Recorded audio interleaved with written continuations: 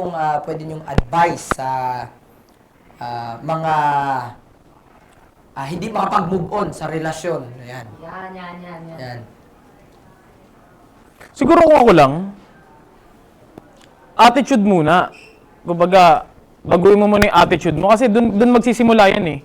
Pag nabago mo yung attitude mo, kung alam mo yung mga pagkakamali mo, yung mga lapses mo, madali na makamove on siya. Hindi ako niniwala sa move on eh. Ang pinaniniwalaan ko is move forward eh. So, ayun sa akin. Kung ano yung mga problema mo, kung dalhin sa relasyon mo, kung ano yung mga personal na problema mo, ganun. Tsaka kasi ang dikit din siguro dyan, parang medyo malapit din to sa move on eh.